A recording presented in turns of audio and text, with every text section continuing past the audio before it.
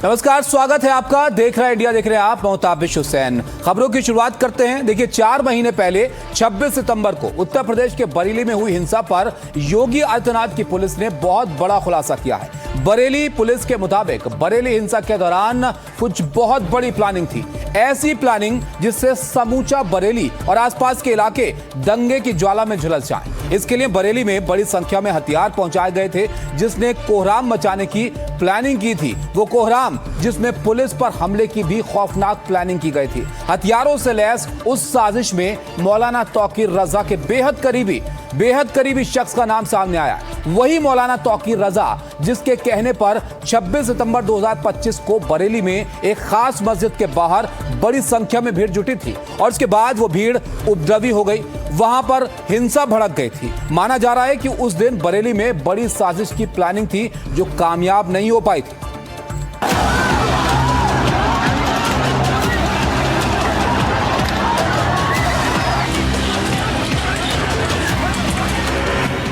सितंबर 2025, दिन शुक्रवार, जगह बरेली। वो दिन जब बरेली जलते जलते बच गई, वो दिन जब बरेली बहुत बड़ी साजिश में फंसते फंसते बच गई थी, वो दिन जब बरेली में दंगाइयों का बहुत बड़ा मंसूबा, बहुत बड़ी साजिश नाकाम हो गई थी। अब से करीब 4 महीने पहले 26 सितंबर 2025 को मस्जिदों में नमाज के बाद बरेली के कोतवाली इलाके में भीड़ ने पथराव तोड़फोड़ शुरू कर दी थी। ये तोड़फोड़, वो हंगामा, वो उपद्रव जिसे रोकने में पुलिस को कई घंटे तक मशक्कत करनी पड़ी थी।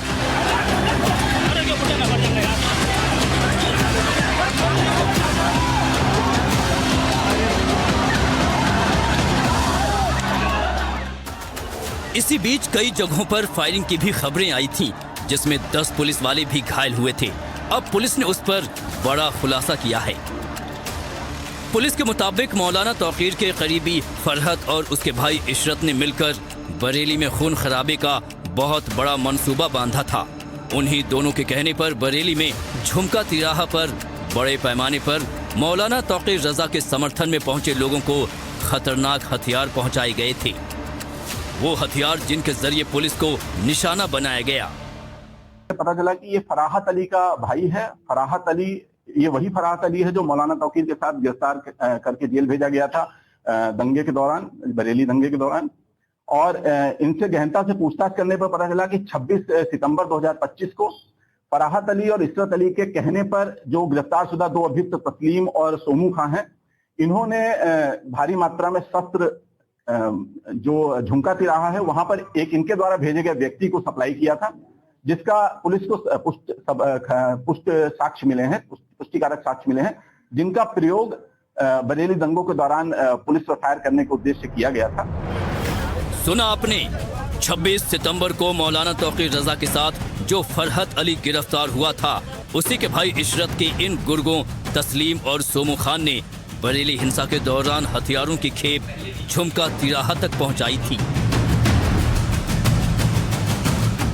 बरेली 26 सितंबर को हुई हिंसा की शुरुआत यहीं लावेला मस्जिद से हुई थी और ये वही मस्जिद है, यहाँ से ही दंगाइयों ने लोगों पर और पुलिस पर पथराव किया था और फायरिंग की थी।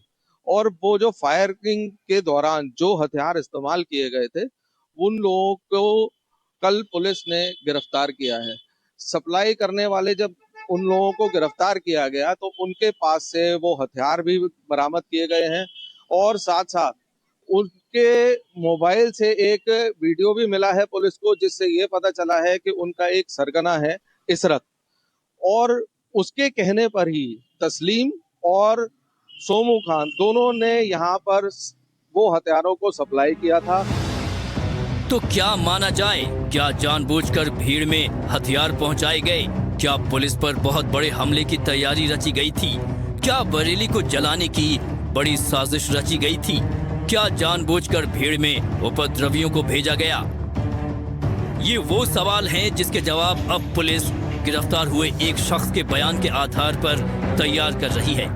पुलिस ने अब तक इस पूरे केस में करीब 100 लोगों को गिरफ्तार किया है, जिनमें से कई पर बड़े आपराधिक मामले हैं। मौजूदा समय में पकड़े गए दोनों गुर्गों पर भी बड़े आपराधिक मामले दर्ज हैं। उसको सप्लाई करने के उद्देश्य से जा रहे थे और जिनको भी हमने वांछित किया है, क्योंकि प्राथमिक पूछताछ में जब उनसे संपर्क करने का प्रयास किया तो अपनी उपस्थिति उन्होंने छिपाई है। हथियारों की साजिश की आशंका पुलिस ने पहले ही जताई थी और इसी पर होमवर्क कर रही थी। इसी बीच सघन तलाशी अभियान के दौरान तस्लीम और सोमू खान पुलिस के हत्थे चढ़ गए, जो कहीं दूसरी जगह अपनी हथियार सप्लाई करने की तैयारी में थे। हिंसा कैसे भड़की थी, चलिए आपको बताते हैं। आपको याद होगा 26 सितंबर 2025 का वो दिन, जिस समय देश के तमाम हिस्सों में आई लव मोहम्मद वाला प्रदर्शन चल रहा था। उसी के समर्थन में मौलाना तौकीर रजा ने भी बरेली के कोतवाली इलाके में लोगों को इकट्ठा होने के लिए कहा था। उपद्रव की आशंका को देखते हुए उस समय पुलिस ने किसी भी तरह से प्रदर्शन से तौकीर रजा को मना कर दिया था। इस जानकारी के बाद ही लोग नाराज हो गए थे और हालात बेकाबू हो गए थे। उस पूरी हिंसा और हालात के लिए पुलिस ने मौलाना तौकीर रजा समेत उससे जुड़े कई लोगों को गिरफ्तार किया था। आरोप ये भी लगे थे कि दंगे जैसे हालात बनाने के पीछे मौलाना रजा ने भीड़ को उकसाया था। पुलिस अभी भी परतें उधेड़ रही है। अभी न जाने हिंसा के कितने राज आने बाकी हैं।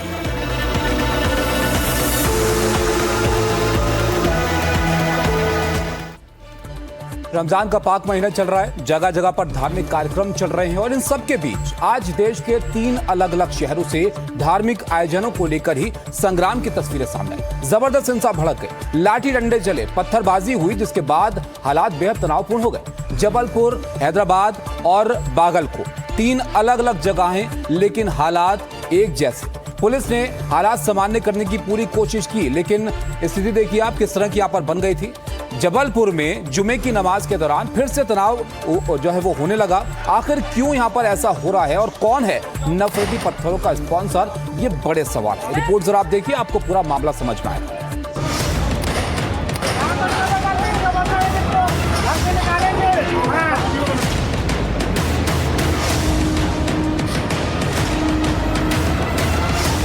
देश के 3 बड़े शहर, 3 तस्वीरें और बवाल का एक जैसा पैटर्न। कहीं पत्थरबाजी, कहीं आगजनी। हिंसा और तनाव के बाद मची अफरा तफरी। त्योहार और जुलूसों के दौरान बढ़ता बवाल।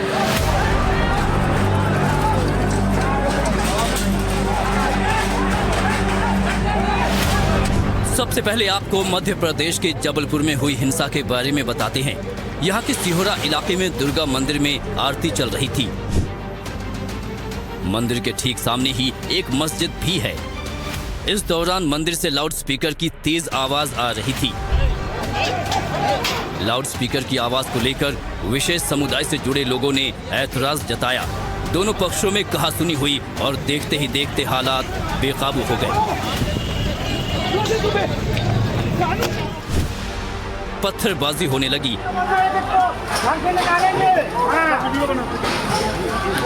पुलिस को हालात संभालने के लिए आंसू गैस के गोले दागने पड़े।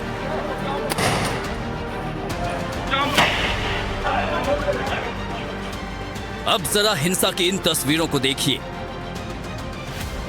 मस्जिद की छत से पथराव किया जा रहा है। सड़क पर मौजूद इस गुट को देखिए, कैसे ये लोग जमीन से पत्थर उठा उठा कर सामने फेंक रहे हैं। उपद्रवियों के हाथों में जो कुछ भी था उससे वो इलाके में तोड़फोड़ मचाते नजर आए। इस शख्स के हाथों में लकड़ी की बेंच जैसा कुछ है जो इसने एक दरवाजे पर दे मारा है। तोड़फोड़ के बाद हालात बेकाबू हो रहे थे और फिर कुछ इस तरह पुलिस ने उपद्रवियों को दौड़ाया। उपद्रवियों की भीड़ पर काबू पाने के लिए पुलिस ने कुछ इस तरह आंसू गैस के गोले दागे। अरे आप लोग न हो प्रधान समझा। कितनी पत्थरबाजी और तोड़फोड़ हुई होगी, इसका अंदाजा आप इन तस्वीरों से लगा सकते हैं।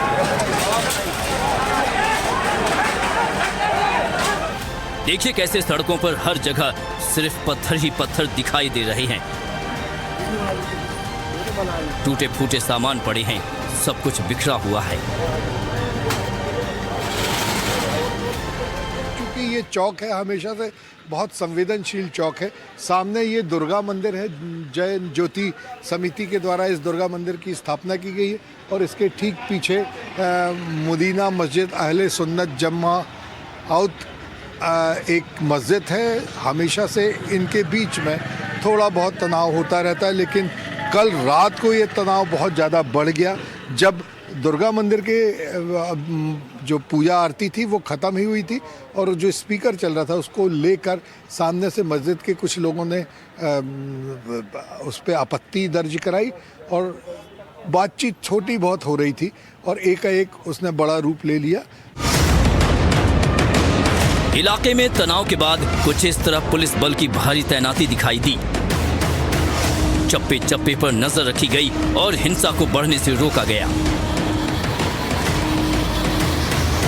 फिलहाल इस इलाके में शांति है। प्रशासन ने लोगों से घरों में रहने की अपील की है और किसी भी जगह पर भीड़ इकट्ठा न होने की चेतावनी दी है। जहां भी समूह में लोग दिखाई दे रहे हैं, पुलिस उन्हें समझाकर घर वापस भेज रही है। पुलिस ने 2 दर्जन से ज्यादा उपद्रवियों की पहचान कर ली है और 15 से ज्यादा लोगों को गिरफ्तार किया है। बाकी लोगों से पूछताछ की जा रही है और हालात पर नजर रखी जा रही है। जबलपुर में रात को हुआ बवाल सुबह तक शांत हो गया, लेकिन दोपहर होते होते फिर से तनाव के हालात हो गए। जुमे की नमाज का वक्त था और फिर से हंगामे की तस्वीरें सामने आईं। जबलपुर की तरह ही बवाल की तस्वीरें कर्नाटक के बागलकोट से भी सामने आईं। यहां एक मस्जिद के सामने से शिवाजी जयंती यात्रा निकलने के दौरान बवाल हो गया। हिंदू संगठनों ने आरोप लगाया कि यात्रा के दौरान मस्जिद की तरफ से एक पत्थर आया और इसके बाद दोनों गुट आपस में भिड़ गए। बवाल इस कदर बढ़ा कि कई जगहों पर आगजनी कर दी गई। आप तस्वीरों में देख सकते हैं कि कैसे इस ठेले को आग के हवाले कर दिया गया है। आसपास रखा सामान जलकर राख हो गया। पुलिस ने किसी तरह से कड़ी मशक्कत के बाद आग बुझाई और फिर हिंसा की तीसरी तस्वीर दिखाई दी हैदराबाद में। यहां अंबरपेट में जामा मस्जिद के सामने से छत्रपति शिवाजी महाराज की शोभा यात्रा भी गुजर रही थी। इसी दौरान दोनों समुदाय के बीच नारेबाजी हुई। हंगामा काफी बढ़ गया। विवाद शुरू होने के बाद मौके पर फौरन पुलिस पहुंची और भीड़ को हटाया गया।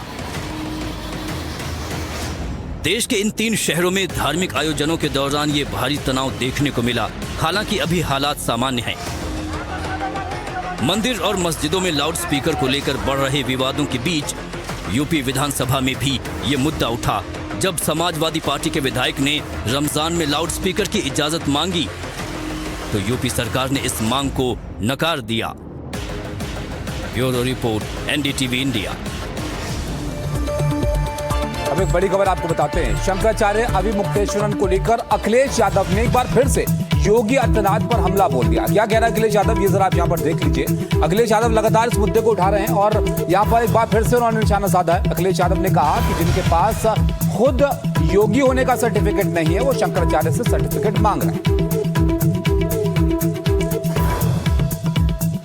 हमारे पूजनीय शंकराचार्य का अपमान अगर किसी ने किया है तो यही जो नकली सनातनी हैं, जिनके पास अपना योगी का सर्टिफिकेट नहीं है। सोचो, जिनके पास अपनी योगी होने का सर्टिफिकेट नहीं है, वो हमारे पूजनीय, सम्मानित और हमारे सनातन धर्म के सबसे ऊंचे स्थान पे बैठने वाले, उनका सर्टिफिकेट मांग रहे थे। जब खुद फंसते नजर आए तो सोचो, बाबा साहब भीमराव अम्बेडकर जी के संविधान और कानून से बचने का काम कर रहे हैं।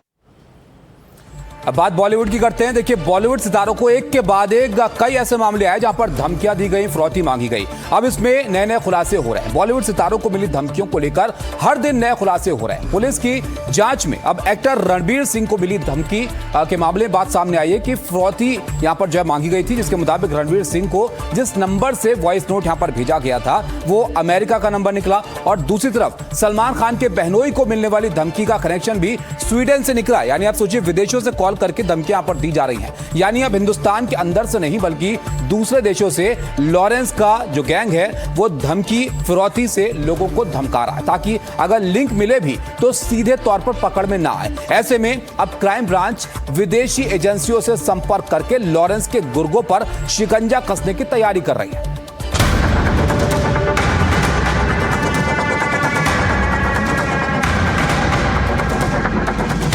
रणवीर को धमकी, अमेरिका का नंबर।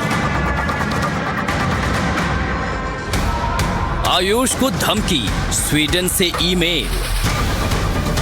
विदेशी नंबरों से धमकी भरे मैसेज।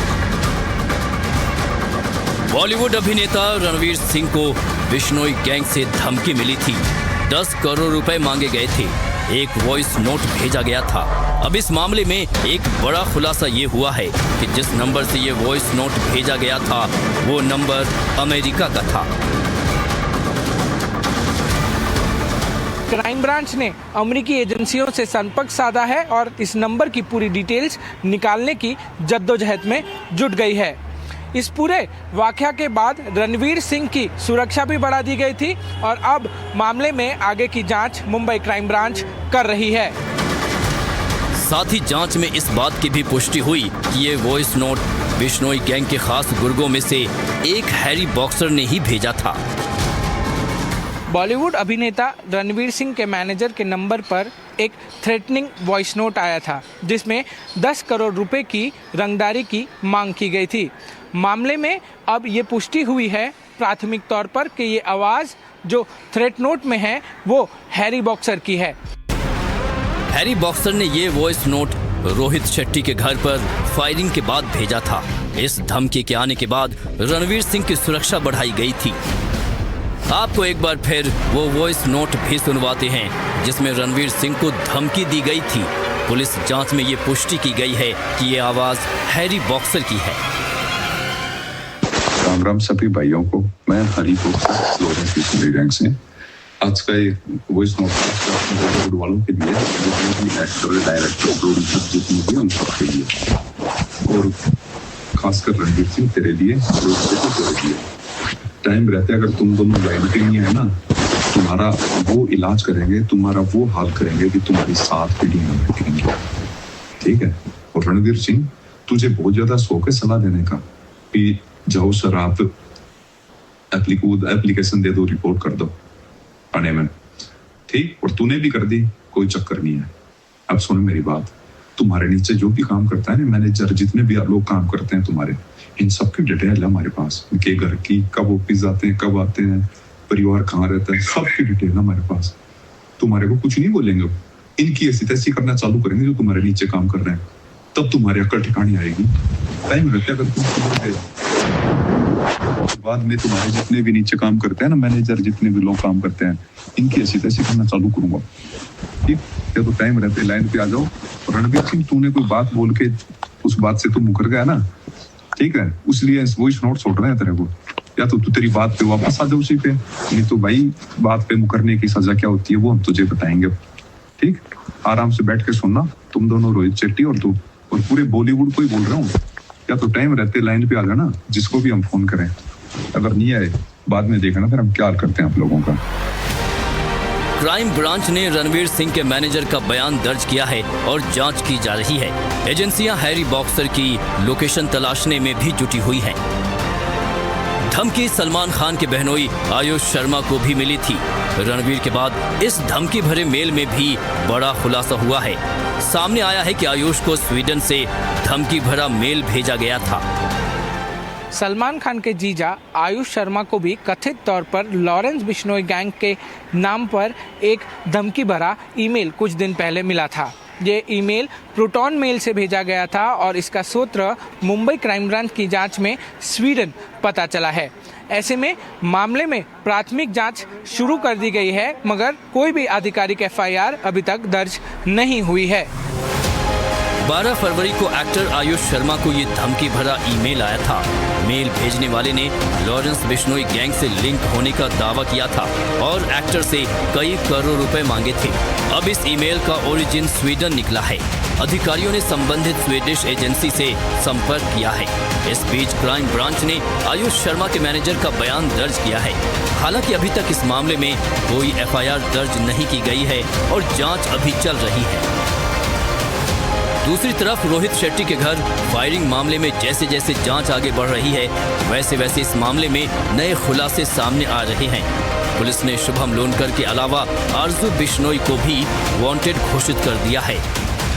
खुलासा हुआ है कि शुभम लोनकर और आरजू बिश्नोई दोनों ही गिरफ्तार आरोपियों के लगातार संपर्क में थे। इन दोनों की तलाश में अब कई टीमें लग गई हैं। लॉरेंस बिश्नोई गैंग के खास गुर्गे शुभम लोनकर और आरजू बिश्नोई को भी वांटेड बताया गया है। मामले में जो मुख्य शूटर था दीपक चंद्रा, उसने पूछताछ के समय ये बताया है कि उसकी माली हालत ठीक नहीं थी, इसी के लिए वो इस वारदात के साथ जुड़ा। 3 लाख रुपए की सुपारी और 50,000 रुपए एडवांस जो है इस मामले में सामने आए हैं जांच के दौरान।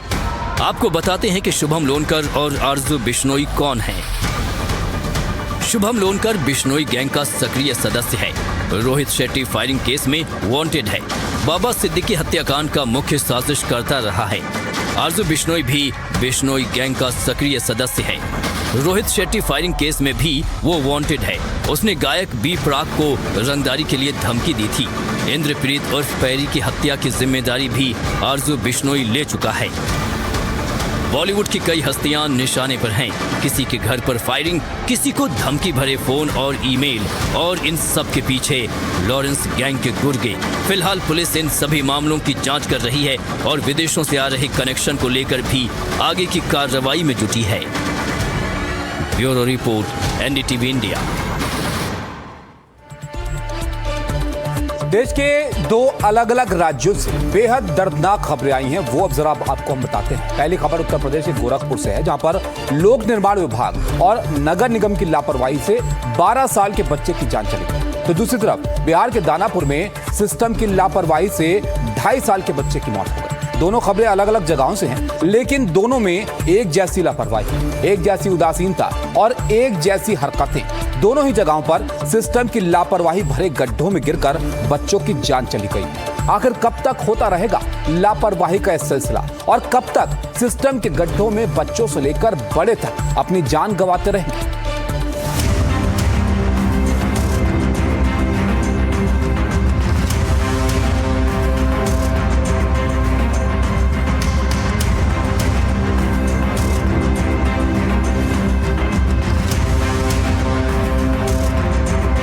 लानत है, लानत है, लानत है।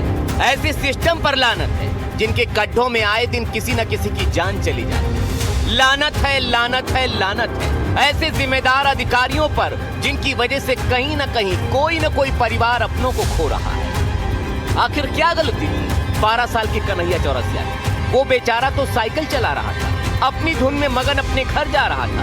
उसे क्या पता था कि सिस्टम की नाकामी और नाकारेपन का गड्ढा उसका इंतजार कर रहा है। नाले का ढक्कन खुला हुआ था और कन्हैया उसे देख नहीं पाया और इसी गड्ढे में गिर गया। लेकिन उसके बाद जो हुआ वो कलेजा चीर देने वाला है। इस नाले में सरिया यानी लोहे के तमाम रॉड खुले हुए थे, बाहर की तरफ निकले थे। कन्हैया उसी में फंस गया। वो रॉड कन्हैया के पेट में धंस गए थे। ये वार्ड नंबर 5 है, जो मानबेला जो पड़ता है वार्ड नगर निगम का गोरखपुर। ये जीडीए विस्तार नगर कॉलोनी है। इसमें जीडीए के द्वारा एक नाला बनाया गया है, लेकिन नाले को देखिए किस तरह से जो है छोड़ा गया है। कल शाम को मुड़िला निवासी कन्हैया नाम का एक 11-12 वर्ष का लड़का था जो कि साइकिल से आ रहा था, लेकिन संजोगवश इस नाले में गिर गया और वो जो लास्ट वाला जो सरिया है उसके पेट में जा धंसा। वो देख रहे हैं, ये पूरा सरिया ये सारा का सारा खुला है, लेकिन वो सरिया पूरा उसके पेट में जाके धंस गया। 12 साल के कन्हैया के पिता ने बड़े अरमानों से उसे साइकिल खरीद कर दी थी। वो साइकिल कन्हैया के लिए बेहद अजीज थी। कन्हैया के पिता उस समय काम पर थे जब उसके बेटे के साथ इतना बड़ा हादसा हो गया। एक पिता के सामने उसका बच्चा तड़प तड़प कर मर गया, सिर्फ इसलिए क्योंकि सिस्टम ने अपना काम सही से नहीं किया। हमारा साइकिल लेके इधर से आ रहा था घूमने के लिए, ऐसे ही वजह से गिर गया, ढिमलाया, तुरंत पेट में हिल गया। सर क्या चीज़ हिला? तो सरिया जो है ये वाला सरिया हिला, इसके यहाँ तक जहाँ तक काला हुआ है वहाँ तक का सरिया उसके पेट में था। अच्छा। और उसके बाद फोन दूसरा लोग कोई फ़ोन किया, वो तब उठी आया, एम्बुलेंस आया, तब बोला था, तब हमको सब खबर किए, तब मैं भागा हुआ है। तब बताए भैया तो आपका लड़का इसी में हिला था, पूरा शरीर इतना अंदर इतना हिला था उसके। अच्छा। पूरा आदमी सब साइड हटा के दिखाया, ऐसे अतड़ी उसका बाहर आ गया था। उसको मेडिकल में ले गए, मेडिकल में 2 घंटे, मुश्किल से 1.5 घंटा तक रहा।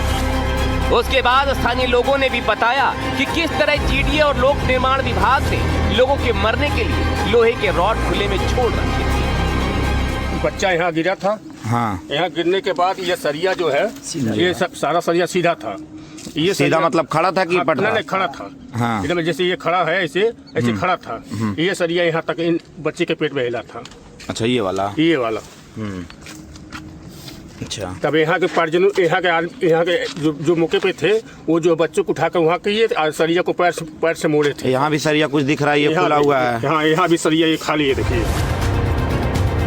जब एक बच्चे की जान चली गई तो प्रशासन को अपने कर्तव्य की सुध आई। खाना पूर्ति करते हुए एक अधिकारी को सस्पेंड कर दिया है। इस प्रकरण में प्रथम दृष्टया दोषी पाए जाने पर जो टेक्निकल सुपरवाइजर हैं जीडीए के, उनकी सेवा समाप्त कर दी गई है। साथ ही जो जेई उस क्षेत्र के हैं, उनके विरुद्ध निलंबन और अनुशासनिक कार्रवाई के लिए संबंधित प्राधिकारी को पत्र भेजा गया है। इस मामले की और गहन जांच करके आगे कार्रवाई की जाएगी और जो शोक संतृप्त परिजन हैं, उनकी हर संभव शासकीय सहायता की जा रही है। लेकिन प्रशासन की नाकामी नाकारेपन की बिल्कुल यही कहानी बिहार के दानापुर में भी घटी, जहां नौबतपुर के सरारत गांव में 2.5 साल की बच्ची स्कूल से आते समय कब खुले नाले में गिर गई, कोई जान ही नहीं पाया। ये देखिए, समूचा नाला ढका हुआ है, लेकिन यहाँ नाले का ढक्कन गायब है, टूटा हुआ है। आंगनबाड़ी से लौटते समय घर से करीब 100 मीटर पहले ना जाने कैसे मासूम रिया इसमें गिर गई। घर वालों को पता भी नहीं चलता अगर नाले में उसका बस्ता दिखाई नहीं देता जब वो उसे खोजने के लिए निकले। मिलल झोला, नाला में झोला मिलल, नाला में सरे हुए तो बच्चा के जे स्लेट हल, कॉपी हल, खाए वाला बर्तन हल, छोटा कटोरी हल, चप्पल हल, ओहे नाला में मिलल। उ लड़का गिरल अकबका के, लड़का खेले कूदे वाला, मैडम रोधे छोड़ दिलन रोड में, तो मैडम छोड़ दिलन रोड में, तो ये तो ना देखलन मैडम के घर गेल कि रोड पर है, खेले कूदे वाला रह गल बच्चा वो नहीं। परिवार फफक रहा है, दर्द में बेसुध है, बेहाल है, परेशान है, क्योंकि रिया पूरे परिवार की लाडली थी, लगते जिगर।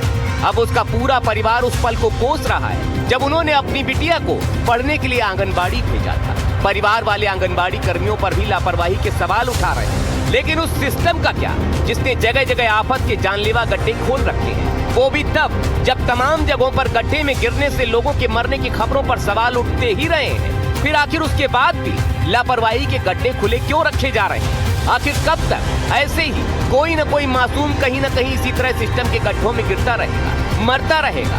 कौन जवाब देगा? गोरखपुर से अबरार अहमद और दानापुर से गौरव कुमार के साथ bureau report, NDTV India.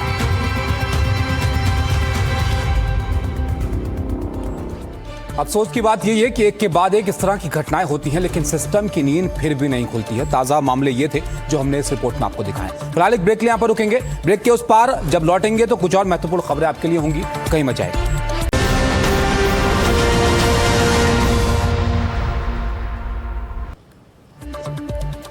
Lawrence gang की लेडी डॉन के बारे में बात करते हैं। खुशनुमा अंसारी उर्फ लेडी जहर के बारे में पुलिस लगातार परतें खंगाल रही है। वो परतें जिसमें पुलिस ये समझना चाहती है कि आखिर कैसे लॉरेंस गैंग की जहरीली हसीना गैंग के गुर्गों के लिए मददगार होती थी, कैसे यह हसीना लोगों की आंखों में धूल झोंककर लगातार लॉरेंस गैंग के लिए काम कर रही थी। लेकिन हम आपके सामने आज कुछ और चौंकाने वाले चेहरे लेकर आए हैं, ऐसे चेहरे जो उसी लॉरेंस गैंग की हसीना ब्रिगेड का हिस्सा हैं, जिन पर कोई शक नहीं करता, लेकिन वो इतनी ही खूंखार और खतरनाक हैं जितना कि लॉरेंस का कोई दूसरा गुर्गा हो। ये रिपोर्ट जरा ध्यान से आप देखिए, जिसमें आपको ये पूरा का पूरा मामला डिटेल में समझ में आएगा।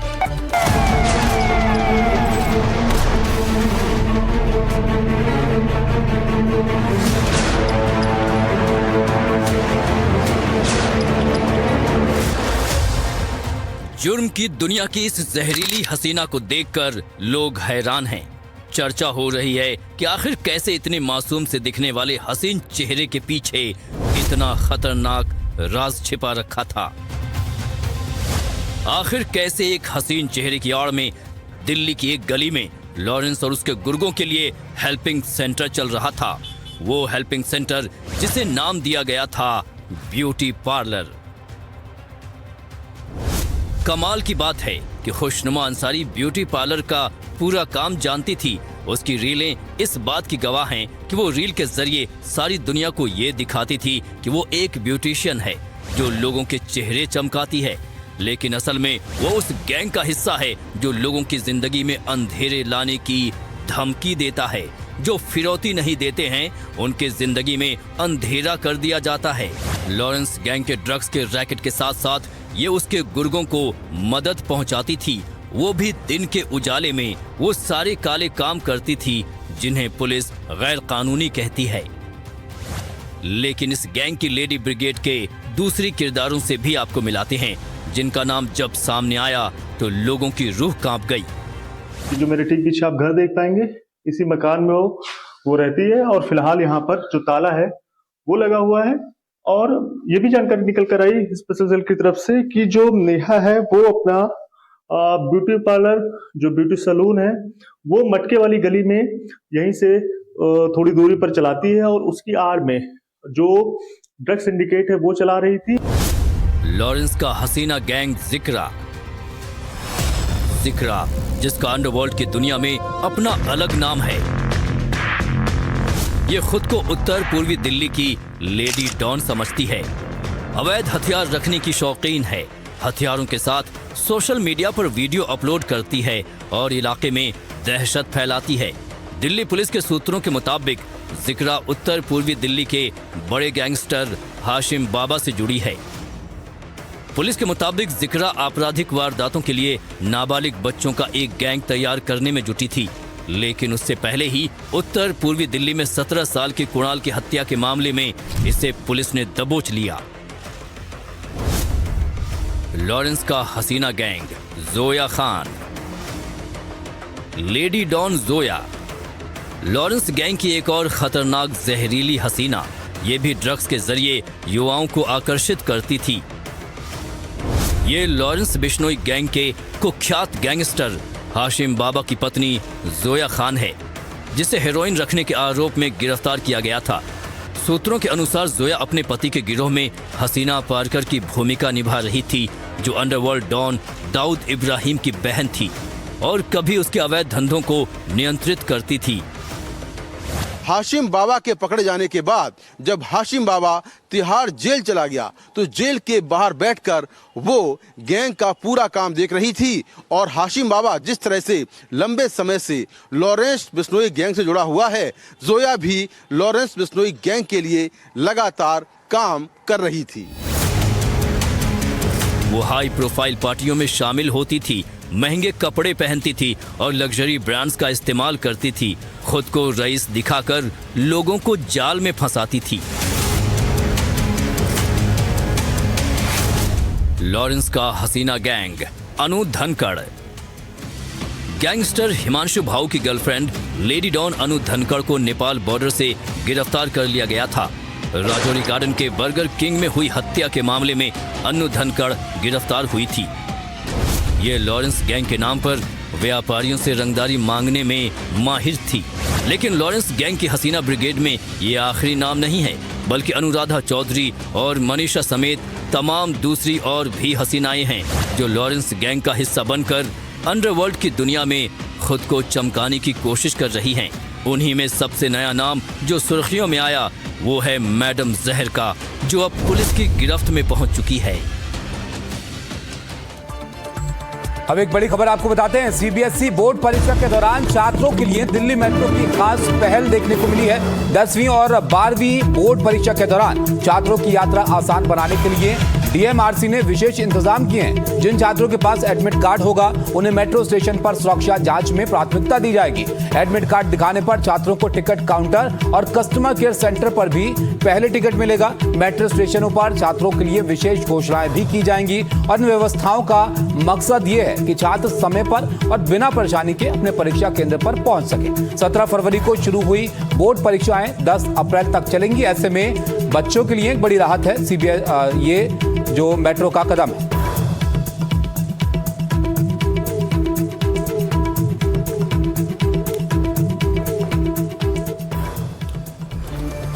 अब एक खबर आपको यूपी के झांसी से हम दिखाते हैं। रिश्तों को कत्ल करने वाला मामला यहां पर सामने आया है जो जानकर आप भी हैरान हो जाएंगे। जिस तरह दृश्यम फिल्म में एक हत्या दिखाई गई थी उसी तरह का एक मामला है ये। छोटे भाई ने अपने बड़े भाई को कुल्हाड़ी से वार करके मौत के घाट उतार दिया। आप सोचिए कितना विभत्स ये हत्या का मामला है जो यहां पर देखने को मिला है। चालाकी से शव को घर में दफना भी दिया और कई दिनों तक घर में वो रहता रहा लेकिन किसी को भनक तक नहीं लगने दी।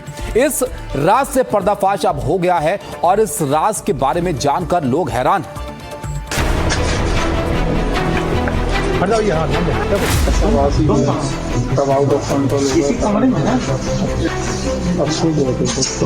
अफसोस बहुत है।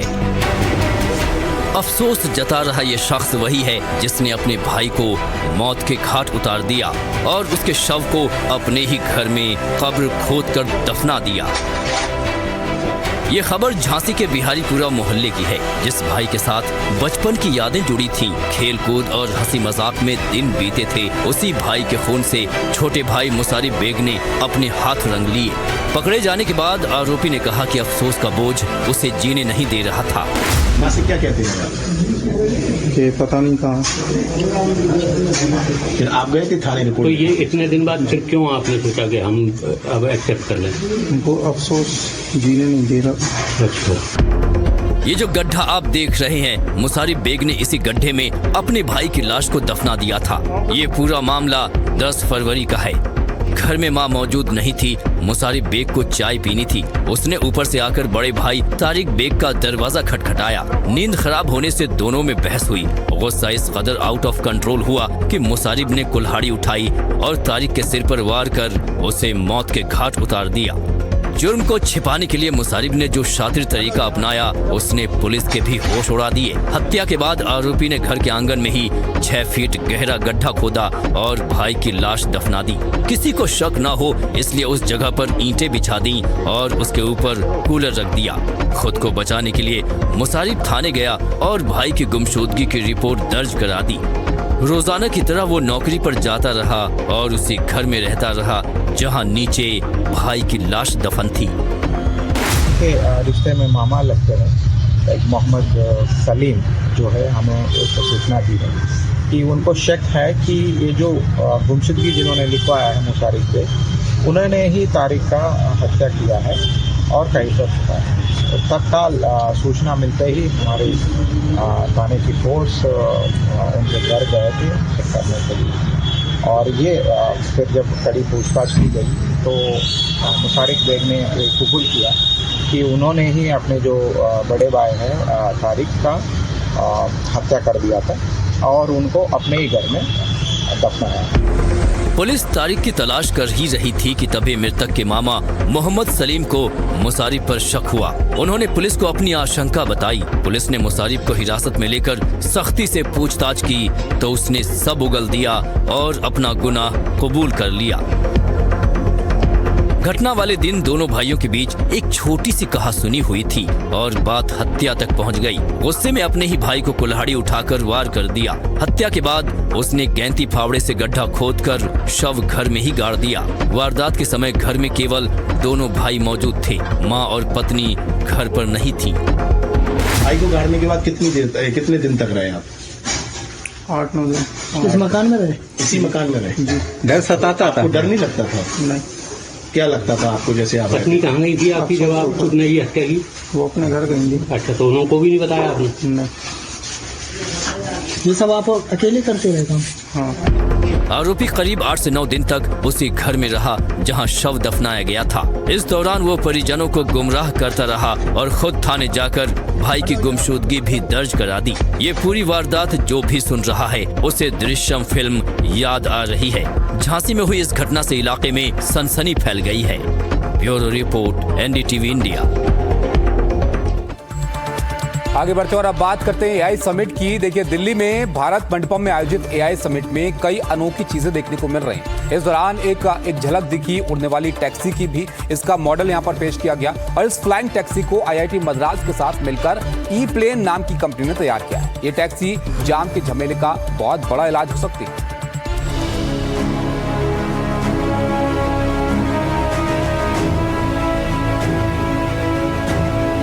अगर सड़कों पर लगा है जाम तो उड़कर पहुंचा जा सकता है, क्योंकि अब आने वाली है फ्लाइंग टैक्सी। एआई समिट में आईआईटी मद्रास की ईवीटोल एयर टैक्सी की झलक देखने को मिली। इसमें किसी तरह के फ्यूल का इस्तेमाल नहीं होगा, बल्कि पूरी तरह से ये इलेक्ट्रिक सिस्टम से चलेगी। आमतौर पर जो हेलीकॉप्टर और विमान से जिस तरह की आवाज आती है, वैसी ही आवाज इस एयर टैक्सी से आएगी। इस एयर टैक्सी का प्रोटोटाइप एआई समिट में दिखाई दिया। हम इस वक्त एआई इम्पैक्ट समिट में ये आप देख सकते हैं कि इस तरीके से जो ई प्लेन है, यानी इंडिया की पहली एयर टैक्सी जो सर्विसेज है, उसके प्रोटोटाइप को यहाँ पर डिस्प्ले किया गया है। दूसरे जो विमान हैं उनसे किस तरीके से ये अलग होगा, और अगर हम एयर टैक्सी की बात करें तो ये कब से चलनी शुरू हो जाएंगे और कौन कौन से शहरों में चलाएंगे पहले? Of course, sure. सो ये एक ईवीटोल है। ईवीटोल का मतलब electric vertically taking off and landing aircraft, जिसमें आपको किसी भी रनवे की जरूरत नहीं है और ना ही किसी फ्यूल की। हाँ। और इसका जो नॉइज गेट है वो सिर्फ 120 डेसिबल से भी कम है। तो ये हमारे कॉन्वर्सेशन से और जिस टीवी पे आप ये सुन रहे हैं उससे भी कम आवाज में उड़ेगा और आपको पता भी नहीं चलेगा आपके घर के ऊपर से। हेलीकॉप्टर्स काफी सालों से एग्जिस्ट करते हैं, लेकिन आपने कितनी बार हेलीकॉप्टर्स को अपने घर के ऊपर देखा है? 1 बार, 2 बार या 10 बार अपनी पूरी जिंदगी में। अगर आप बेंगलोर में एयरपोर्ट से यूबी सिटी यानी 36 किलोमीटर का सफर ओला या उबर से तय करते हैं तो करीब 1000 रुपए खर्च करने पड़ते हैं और 2 घंटे का वक्त लगता है। लेकिन अगर आप एयर टैक्सी लेते हैं तो ये दूरी महज 8 मिनट में तय होगी और करीब 1700 रुपए में पहुंच सकते हैं। सो हमारी सबसे आइडियल एग्जांपल इसके लिए बैंगलोर है, क्योंकि बैंगलोर में आप सिर्फ 10 किलोमीटर के रेंज के लिए 2 घंटे खो देते हैं। वैसे ही हमने यही रिसर्च के बेसिस पे 5-6 शहर चुने हैं: बैंगलोर, चेन्नई, मुंबई, पुणे, अहमदाबाद और कोयम्बतूर। पहले एयर एम्बुलेंस शुरू करने की योजना है जो 2027 के सितंबर या अक्टूबर तक चल सकती है।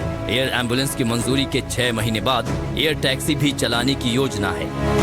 ये बहुत सेफ, बहुत शांत और स्पेसिफिकली हमारे शहरों के लिए बनाया गया है, जहाँ पे आपको कम जगह पे ज़्यादा डिस्टेंस ट्रैवल करना होता है। अच्छा, एक चीज और बताइए कि क्या ये जो बनाया गया है, जो मॉडल है आपका, या ये क्या इंडिया में ही इसको बनाया गया है या आपने और कई सारी कंपनियों का सहारा लिया? ये इस सवाल का जवाब हाँ और ना है। हाँ। इसका पूरा एयर फ्रेम और ये जो आपको सामने दिख रहा है, प्रोपेलर्स और बॉडी और एयर फ्रेम, ये सब कुछ हमारे देश में बनाया गया है आईआईटी मद्रास में, जहाँ पे हमारी फैक्ट्री है ई प्लेन कंपनी फिलहाल एयर एम्बुलेंस को बेंगलोर, चेन्नई, पुणे, मुंबई और अहमदाबाद में अगले साल के मध्य तक चलाएगी।